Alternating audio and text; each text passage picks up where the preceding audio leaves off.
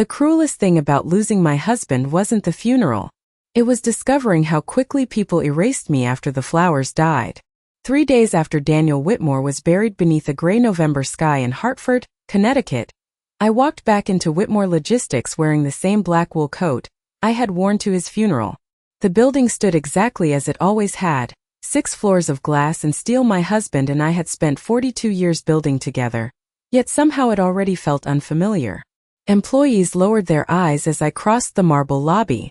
A few whispered soft condolences, but most hurried past me like they were afraid grief might spread if they stood too close. I kept one hand on the strap of my purse to stop it from trembling. At 68 years old, after burying the only man I had ever loved, I was trying very hard not to fall apart in public. Daniel used to tell me that dignity mattered most when life became unbearable. I repeated those words silently while stepping into the elevator. The doors opened onto the executive floor, and for one brief second I thought maybe routine would save me. Maybe sitting inside my office again would make the world feel steady. But the moment I reached the hallway, I stopped cold. My office door was already open. 2 young assistants I didn't recognize were carrying framed family photos out in cardboard boxes. My chest tightened so sharply I nearly lost my breath. One of the frames held a picture of Daniel and me standing beside our very first delivery truck back in 1984.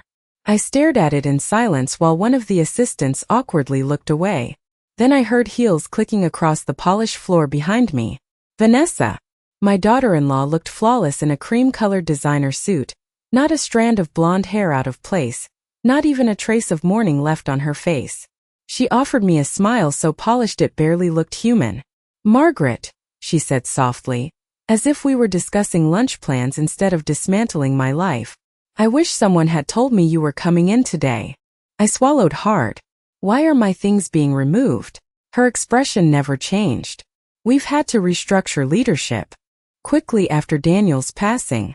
Investors expect stability." Stability. The word landed like ice water. "That was my office," I whispered. Vanessa folded her arms carefully. "Technically, it belongs to the company." Behind her, I noticed the gold nameplate beside the door had already been replaced. Chief Operations Director, Vanessa Whitmore. My husband had barely been gone 72 hours. "You could have waited," I said quietly. She tilted her head with fake sympathy. "I know this is emotional for you, Margaret, but business has to move forward." "Emotional for you. Not for us. Not for family. Just for me." Like grief was an inconvenience she hoped HR could handle.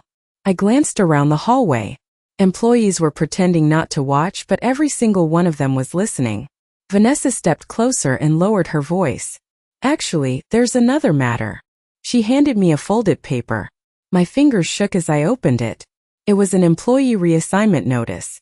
Maintenance division. Lower level. Janitorial support staff. For several seconds I genuinely thought I was misunderstanding the words. "What is this?" I asked. Vanessa gave a small sigh. "The board agreed it would be best if you remained with the company in a smaller capacity." My ears rang so loudly I could barely hear the rest. "Starting tomorrow, you'll report downstairs. Bathroom maintenance on executive and warehouse floors." Somewhere behind me a printer hummed. A phone rang. Normal office sounds continued while my entire world collapsed standing under fluorescent lights. I looked into Vanessa's eyes, searching for even a flicker of shame. There was none. Only calculation. Only victory. Then she smiled again and said the sentence I will never forget for the rest of my life. "Everyone has to earn their place here, Margaret." The next morning, I sat in my car outside Whitmore Logistics for almost 20 minutes before I could force myself to walk inside. Rain tapped softly against the windshield while employees hurried through the parking lot carrying coffee cups and laptop bags, their heads bent against the cold Connecticut wind. For decades, I had entered this building through the executive garage. Beside my husband, we used to arrive before sunrise and leave after dark, especially during the early years when every contract meant survival. Back then Daniel would kiss my forehead and say, "One day this company will take care of our family." I wonder what he would have thought if he had seen where his widow was reporting to work now. I finally stepped out of the car clutching the reassignment paper Vanessa had given me. The security guard at the front desk glanced at it and cleared his throat awkwardly before pointing toward the freight elevator. Not the main elevators. The freight elevator used by delivery crews and maintenance staff.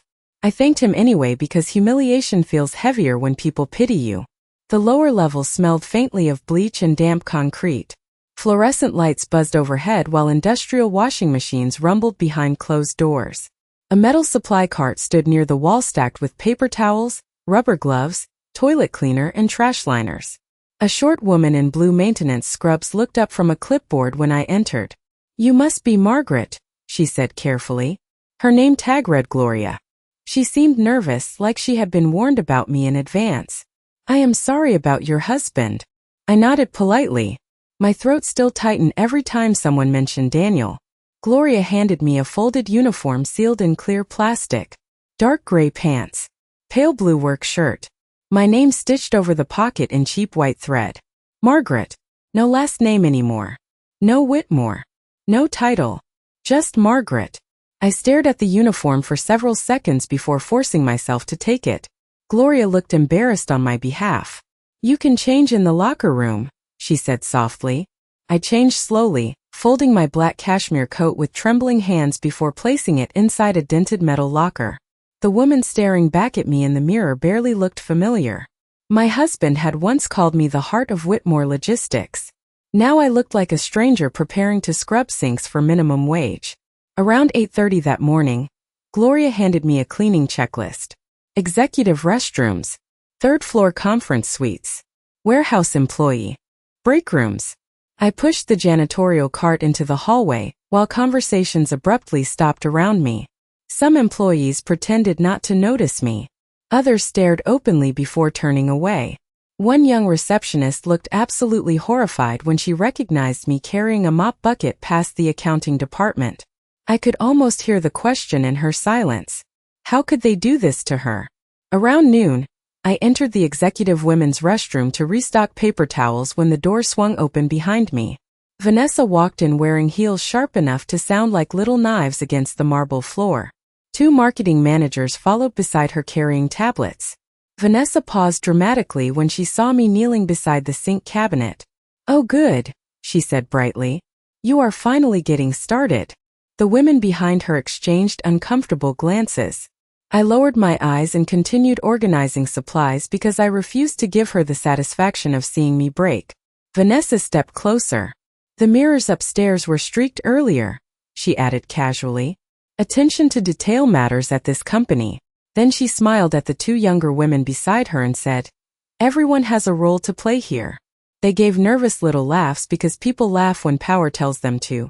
After she left, the restroom fell silent again except for the hum of the hand dryers. I stood there gripping a spray bottle so tightly my fingers ached. Then I noticed something strange reflected in the mirror. One of the executives had left a folder open on the marble counter near the sinks. Numbers, shipping accounts, transfer approvals. And right at the bottom of the page, I saw Vanessa's signature attached to a payment amount that made my stomach tighten instantly. $380,000 transferred to a consulting firm I had never heard of before. I had spent more than 4 decades around shipping contracts, freight invoices, and payroll reports. Most people looked at spreadsheets and saw numbers. I looked at them and saw patterns. Survival, risk, lies. The moment I saw that transfer amount beside Vanessa's signature, something deep in my chest turned cold. $380,000 was not a routine consulting payment, especially not during a quarter where the company had supposedly frozen hiring and reduced employee benefits. I quietly picked up the folder and glanced through the first 2 pages while the restroom remained empty. The company receiving the money was called Harbor Strategic Solutions. I had never heard Daniel mention it once in all the years we ran Whitmore Logistics together.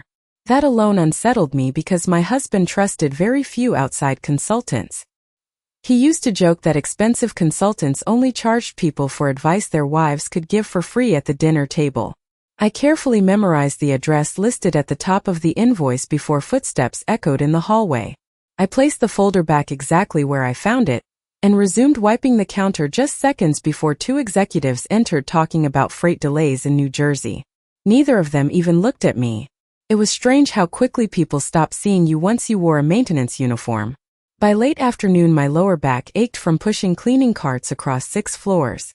Still, I kept working quietly. Every elevator ride carried memories I could barely survive. The conference room on the 4th floor was where Daniel and I signed our first $1 million contract in 1997. The employee cafeteria used to hold Christmas parties where warehouse workers brought their children to meet Santa Claus. The loading dock still had a small dent in the wall from when Daniel accidentally backed a forklift into it 20 years ago, and laughed so hard he nearly cried. This building held our entire life. Yet somehow Vanessa walked through it like she owned every brick. Around 5 o'clock I was replacing trash liners outside the accounting offices when someone softly said my name. "Mrs. Whitmore?" I turned and saw Harold Bennett standing near the copy room holding a stack of folders against his chest. Harold had worked in accounting for almost 30 years. His hair had gone almost completely white, but he still wore the same crooked striped ties Daniel used to tease him about. He glanced nervously down the hallway. Before stepping closer, "I heard what happened," he whispered. I gave him a tired smile. Apparently everyone did. Harold looked genuinely distressed. "This company would not exist without you." His voice dropped lower. "Some of us have not forgotten that." Emotion tightened my throat unexpectedly, because kindness feels almost unbearable after days of humiliation. Harold hesitated before sliding a folded yellow sticky note into my cleaning cart beside the spray bottles. "You should look into Harbor Strategic Solutions," he murmured quietly. Then he walked away before I could answer. My pulse quickened instantly. Once the hallway emptied, I unfolded the note with shaking hands. Inside was a handwritten account number and a short sentence. Payment started 6 months ago after Daniel began asking questions. I stared at the words until they blurred. Daniel asking questions. My husband had not suffered a sudden heart attack the way Vanessa kept describing to everyone. In the final months before his death, he had become withdrawn and restless. Some nights he stayed awake past midnight reviewing financial reports alone in his study. Twice I caught him staring silently at spreadsheets with an expression I had never seen before. Fear. At the time he only told me he was dealing with investor pressure. But now, standing beside a janitor cart with bleach fumes stinging my eyes, I realized something terrible. Daniel had known something was wrong before he died.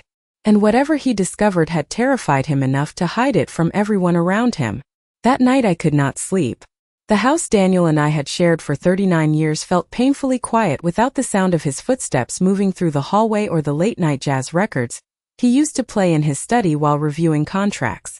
Rain pressed softly against the kitchen windows while I sat alone at the table staring at the yellow sticky note Harold had slipped into my cleaning cart. Payment started 6 months ago after Daniel began asking questions. I read the sentence over and over until my coffee turned cold beside me. Then slowly memories I had ignored for months began fitting together in ways that made my stomach tighten. Daniel had changed during the final year before his death. Not dramatically at first. Small things. He became unusually protective of financial records. He stopped discussing quarterly reports openly at dinner. Twice I walked into his study late at night and found him quickly minimizing spreadsheets on his computer screen like he did not want me seeing them. At the time I assumed he was shielding me from stress after my blood pressure problems last spring. Now I realized he had probably been trying to protect me from something far worse. Around midnight I finally stood and walked toward his study. Vanessa had never bothered visiting the house after the funeral, which meant most of Daniel's belongings remained untouched. His leather chair still sat angled toward the bookshelf exactly the way he left it. His reading glasses rested beside a yellow legal pad covered in handwritten notes I could barely bring myself to look at. The grief hit me so suddenly I had to grip the edge of the desk to steady myself. 42 years together and somehow I still expected him to walk through the doorway at any moment asking why I was awake so late. After several minutes, I forced myself to open the bottom desk drawer where Daniel kept personal files. Most folders contained old insurance papers and property tax records. Then near the back I found something unusual. A plain gray binder with no label. Inside were printed transaction reports from Whitmore Logistics. My pulse quickened immediately. Several pages had yellow highlights beside the same consulting company name I had seen earlier at work. Harbor Strategic Solutions. Transfer after transfer. Hundreds of thousands of dollars moving through accounts Daniel himself had circled in red pen. On one page he had written a short note in the margin. Vanessa approved this personally. My hand trembled so badly the paper shook. There was more. Another note beneath a highlighted wire transfer. Need proof before board meeting. Do not confront yet. I lowered myself slowly into Daniel's chair, suddenly unable to breathe properly. He knew. My husband knew money was disappearing from the company before he died. Worse, he suspected Vanessa directly. I closed my eyes and remembered one particular argument from months earlier. Daniel and Vanessa shouting behind closed office doors after a shareholder dinner. I had only caught fragments at the time. Something about expansion plans and unauthorized spending. Vanessa stormed out furious while Daniel remained inside his office alone for nearly an hour afterward. The next morning he acted like nothing happened. At the time I convinced myself it was ordinary business tension. Now I understood why his face looked so exhausted afterward. I kept searching through the binder until a folded document slipped loose onto the floor beside my feet. It was a copy of Whitmore Logistics ownership records dated 8 years earlier. I stared at the signatures in stunned silence because the majority shareholder listed on the paperwork was not Daniel. It was me. Margaret Whitmore. 51% controlling ownership transferred quietly into my name after Daniel's heart surgery years ago. I pressed my hand against my mouth as realization crashed over me all at once. Vanessa thought she had stripped me of power. She thought she had buried me downstairs with cleaning supplies and bleach bottles. But she had made one catastrophic mistake. She never bothered checking who truly owned the company. For the first time since Daniel died, I did not cry before going to work. I sat at the kitchen table at 5:30 that morning wearing my maintenance uniform, while the ownership documents rested beside my coffee cup like a quiet heartbeat reminding me who I truly was. Outside, snow drifted softly across the dark Connecticut streets, coating the neighborhood in silence. I remembered all the winters Daniel and I woke before sunrise to keep Whitmore Logistics alive during those brutal early years. We drove delivery routes ourselves when drivers called in sick. We skipped vacations for nearly 15 years. I sold my mother's jewelry once to cover payroll during a recession, because Daniel refused to let employees lose their homes before Christmas. Every inch of that company carried pieces of our sacrifice. Vanessa had only entered the family after the empire already existed. She saw polished floors and executive offices. She never saw the nights we survived on canned soup because fuel costs nearly bankrupted us. By 7 o'clock I was back downstairs loading paper towel rolls onto my cleaning cart while warehouse workers clocked in nearby. Gloria gave me a sympathetic look but said nothing. News travels fast in companies, and by now everyone understood Vanessa intended to humiliate me publicly until I disappeared on my own. What she did not realize was that invisibility can become a weapon. People speak freely around janitors because they stop seeing them as important. Throughout the morning I listened quietly while executives argued inside conference rooms, and accountants whispered beside printers. Names kept repeating. Harbor Strategic Solutions. Offshore transfers. Delayed audits. Around 10:30 I entered the executive boardroom to empty trash bins after a budget meeting ended. Vanessa's coffee cup still sat on the polished table beside scattered documents. I worked slowly, carefully memorizing everything visible before gathering the trash. One crumpled paper near the chair caught my attention immediately. It was a printed email draft discussing an upcoming acquisition proposal from a transportation conglomerate in Chicago. My pulse quickened while I scanned the page. Vanessa planned to sell controlling assets from Whitmore Logistics within 90 days. Daniel would never have allowed that. He believed the company should remain family-owned no matter how large it became. I quietly slipped the paper into my supply apron before anyone returned. Later that afternoon, Harold approached me again near the loading docks while pretending to check inventory sheets. "You need to be careful," he whispered without looking directly at me. Vanessa terminated 2 finance employees last month after they questioned missing funds. I kept wiping the metal railing calmly.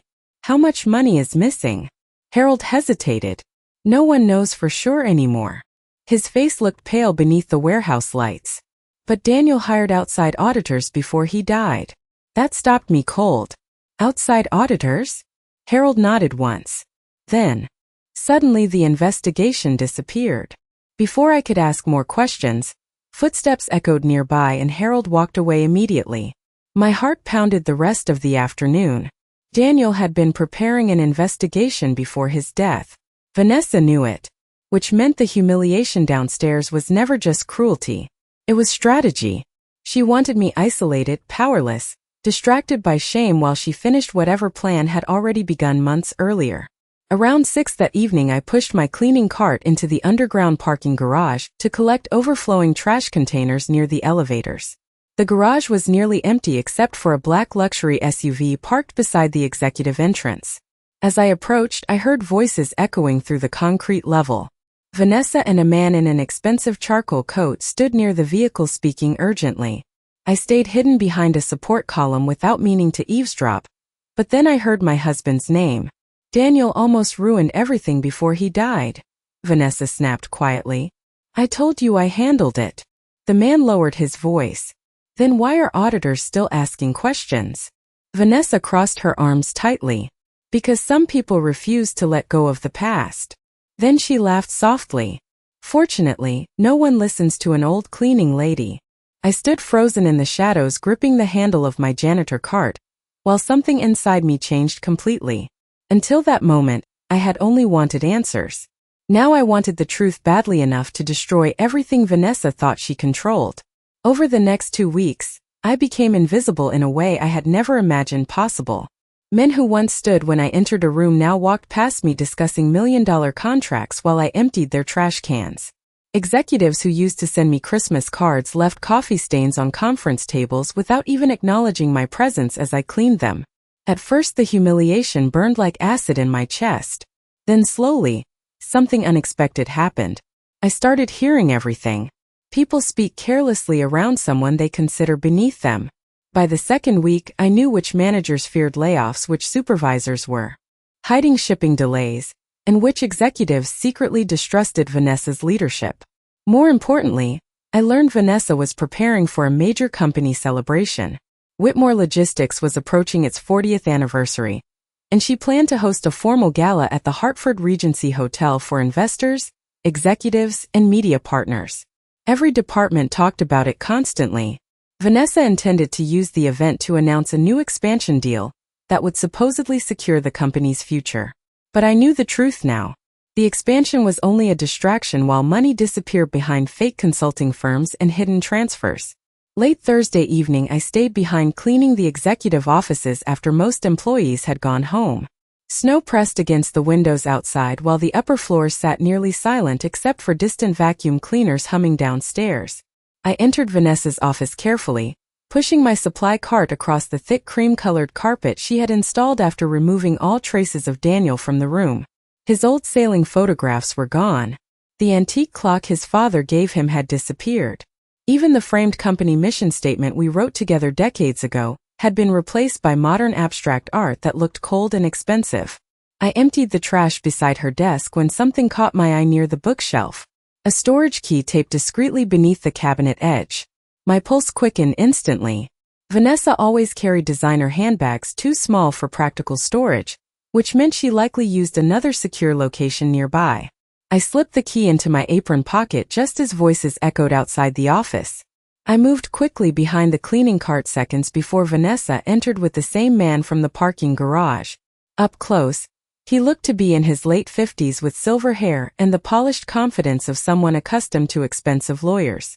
Neither noticed me kneeling beside the supply bucket. "The board signs next week," the man said quietly. Vanessa poured herself a glass of sparkling water without looking at him. "And once the acquisition goes through, none of this will matter." The man frowned. "I still do not like loose ends." Vanessa gave a short laugh. "Margaret spends her days scrubbing toilets. She barely speaks to anyone anymore." Something about the calm cruelty in her voice settled over me like ice. "Daniel should have transferred ownership years ago," she continued. "He let emotions cloud business decisions." The man stepped closer. "And the auditors?" Vanessa's expression hardened for a split second before smoothing again. "Handled." Silence filled the office. Then she added softly, "By the time anyone realizes what happened, I will already be gone."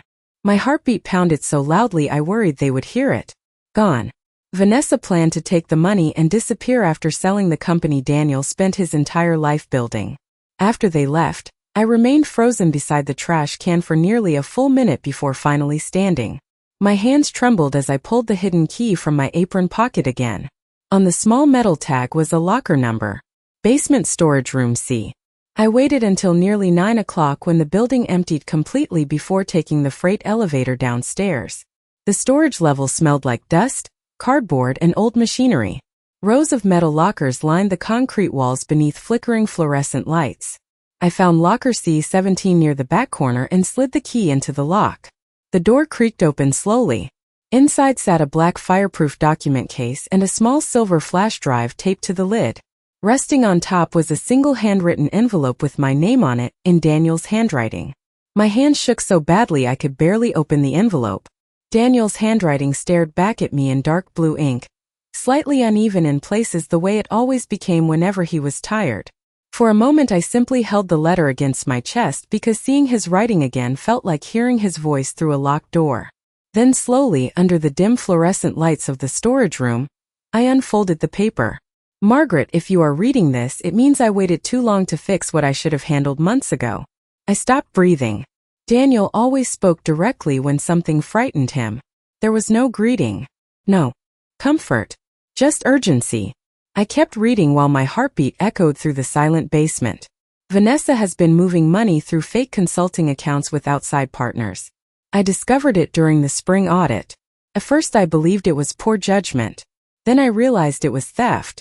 I pressed my hand against my mouth. Even seeing the words written by Daniel himself made the truth difficult to accept. Vanessa had not simply made bad business decisions. She had been stealing from the company while pretending to protect it. The letter continued. I delayed confronting her because of our son. I was afraid scandal would destroy what remained of our family. But if something happens to me before I finish this investigation, the flash drive contains everything you need. Contact Richard Levin immediately. Do not trust the board until you know who has been paid. At the bottom of the page, Daniel had added one final sentence. You were always stronger than anyone realized. Tears blurred the words completely after that. I stood alone in that cold basement crying silently for the first time since the funeral, not because I felt weak, but because my husband had known exactly what kind of battle he was leaving behind. After several minutes I wiped my face carefully and opened the fireproof document case beside me. Inside were folders packed with financial records, wire transfers, offshore account information, and printed email exchanges between Vanessa and several outside investors. One particular email made my stomach turn cold. Vanessa had promised certain investors control over Whitmore Logistics assets before ownership approval had even been finalized. She was selling pieces of the company behind closed doors while Daniel was still alive. Then I found something worse. A printed legal memo discussing shareholder restructuring after Daniel's death. Vanessa had already prepared plans to isolate me from executive authority long before the funeral ever happened. My demotion downstairs was not emotional cruelty in a moment of grief. It had been organized months in advance. I closed the folder slowly while anger settled inside me with terrifying calmness. Not rage. Not revenge. Something colder. Clarity. By the time I returned home that night, it was almost midnight. Snow covered the driveway in a thick white layer while the old porch light glowed softly above the front steps. I sat inside my car for several minutes staring at the flash drive resting in my palm. Then I finally reached for my phone and searched the name Daniel had written in the letter. Richard Levin. The moment his photograph appeared on the screen, I recognized him immediately. Richard had been Whitmore Logistics corporate attorney for over 20 years before semi-retiring to Boston. Daniel trusted him more than almost anyone. I called the number listed online before I could lose my nerve. The phone rang twice. Richard Levin speaking. His voice sounded older than I remembered. I swallowed carefully. Richard. It is Margaret Whitmore. Silence filled the line for nearly 3 seconds. Then his tone changed instantly. Margaret. He sounded genuinely relieved. I have been trying to reach you for weeks. My grip tightened around the phone. You knew something was wrong. Your husband hired me to prepare emergency protections before he died, Richard said quietly. But after the funeral, Vanessa blocked all communication with the company. My chest tightened. Richard. Daniel left me evidence. Another long silence followed. Then Richard spoke the words that changed everything. Margaret, do you know that legally the company belongs to you? I stared through the windshield at the falling snow while a strange calm settled over me completely.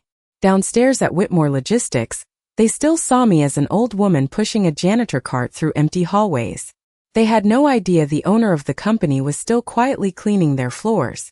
The night of the Whitmore Logistics Anniversary Gala arrived with freezing rain sweeping across downtown Hartford, while black luxury cars lined the entrance of the Regency Hotel. Inside, crystal chandeliers glowed above hundreds of guests dressed in formal suits and evening gowns. Investors shook hands beside giant floral arrangements while photographers snapped pictures near the stage where Vanessa planned to announce the future expansion deal. For weeks, employees talked about this event like it would mark a new golden era for the company. They had no idea they were walking into the collapse of a carefully built lie. I arrived through the employee entrance wearing the same pale blue maintenance uniform Vanessa forced me into every day. One of the catering managers handed me a tray of folded hand towels and pointed toward the women's restroom near the ballroom without even asking my name. I walked quietly through the crowded hallway while guests laughed over champagne, and soft piano music drifted through the hotel. Some executives recognized me immediately. Their expressions shifted awkwardly before they quickly looked away. Shame spread strangely in wealthy rooms. Nobody wants to acknowledge humiliation once it becomes public. Near the ballroom entrance, I spotted Vanessa standing beneath the chandeliers greeting investors with polished elegance. She wore a silver evening gown that glittered beneath the lights while cameras followed her every movement. For a brief second our eyes met across the room. A slow smile spread across her face when she noticed the tray in my hands. Then she turned back toward the crowd like I no longer existed. By 8 o'clock the ballroom was completely full. A giant screen behind the stage displayed the Whitmore Logistics logo beside the words 40 years of excellence. I stood quietly near the restroom hallway listening, while Vanessa delivered speeches about innovation, family values, and leadership. The irony almost made me laugh. Whitmore Logistics has always been built on trust, she announced proudly as guests applauded. Trust. The very thing she had destroyed. Around 8:30 I entered the women's restroom to restock towels when two board members walked inside discussing the acquisition deal in hushed voices. Vanessa says ownership approval is already handled, one man whispered. The other sounded uncertain. I still think Daniel would have objected. I kept my head lowered while wiping the marble counter as if I could not hear them. Invisible again. Useful again. A few minutes later, the ballroom erupted into applause as Vanessa prepared for the final presentation of the evening. I glanced at the small silver watch on my wrist. 8:45. Right on schedule. My phone vibrated softly inside my apron pocket. One short message from Richard Levin. We are here. I took a slow breath and removed the maintenance gloves from my hands carefully. Then I walked toward the ballroom entrance carrying nothing except Daniel's envelope and the black document binder hidden beneath my cart shelf. As I entered the room, conversations continued normally at first. Waiters crossed between tables carrying dessert plates while executives checked their phones beneath dim golden lighting. Vanessa stood center stage smiling confidently beside the giant presentation screen. Tonight represents a new chapter for Whitmore Logistics, she announced proudly into the microphone. Then her eyes landed on me walking slowly down the center aisle in my janitor uniform. Her smile froze instantly. A few guests turned in confusion. Others stared openly. I continued walking calmly toward the stage while hundreds of eyes followed me across the ballroom carpet. Vanessa lowered the microphone slightly. Margaret, she said sharply through clenched teeth. This area is for guests. I stopped directly in front of the stage. For a moment the entire ballroom fell silent except for the soft clink of silverware somewhere near the back tables. Then I spoke clearly enough for every person in the room to hear. Actually, Vanessa, I said quietly, I believe this company still belongs to me. The silence that followed felt almost unreal. Vanessa stared down at me like she had suddenly forgotten how to breathe. Then another voice echoed from the ballroom entrance behind me. That is correct. Richard Levin stepped into the room accompanied by 2 auditors and 3 attorneys carrying leather document cases. Every color drained from Vanessa's face at once. Guests began whispering immediately, while cameras slowly turned away from the stage toward us instead. Richard walked calmly beside me and handed a folder to the nearest board member. We have evidence of financial fraud, unauthorized asset transfers, and shareholder deception involving Vanessa Whitmore and several outside partners, he announced evenly. Across the ballroom, I watched panic finally crack through Vanessa's perfect composure for the very first time. The ballroom dissolved into chaos within seconds. Board members crowded around Richard Levin and the auditors while investors began whispering nervously at their tables. Vanessa stood frozen near the stage, clutching the microphone so tightly her knuckles turned white beneath the ballroom lights. For the first time since Daniel died, she no longer looked polished and untouchable. She looked afraid.